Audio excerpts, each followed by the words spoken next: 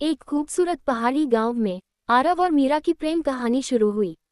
आरव एक शांत स्वभाव वाला लड़का था जो अपनी मां के साथ रहता था और गांव के बच्चों को पढ़ाता था।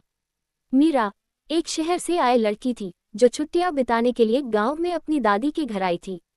आरव और मीरा की पहली मुलाकात गांव के पुराने मंदिर के पास हुई। मीरा अपने कैमरे से पहाड़ियों की तस्वीरें खींच रही थी।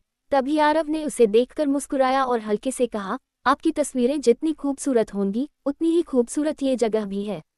मीरा ने उसकी बात पर मुस्कुरा दिया और दोनों की बातचीत शुरू हो गई। धीरे धीरे दोनों की मुलाकातें बढ़ने लगीं। आरव का सादगी और मीरा की चंचलता एक दूसरे को पूरी तरह से पूरक करती थी। वे साथ में नदी किनारे टहलते, पहाड़ों पर चढ़ते और शाम को मंदिर में दीप जलाते। उनके बीच एक ऐसा बंधन बनने लगा था जिसमें शब्दों की जरूरत नहीं थी। एक दिन मीरा ने आरव से कहा, क्या तुम कभी शहर आओगे?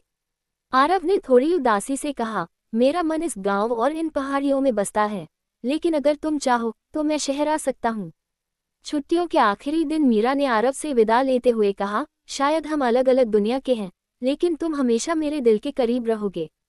आरव ने उसे एक गुलाब का फूल दिया और कहा, इस फूल की तरह हमारे प्यार की खुशबू हमेशा बनी रहेगी।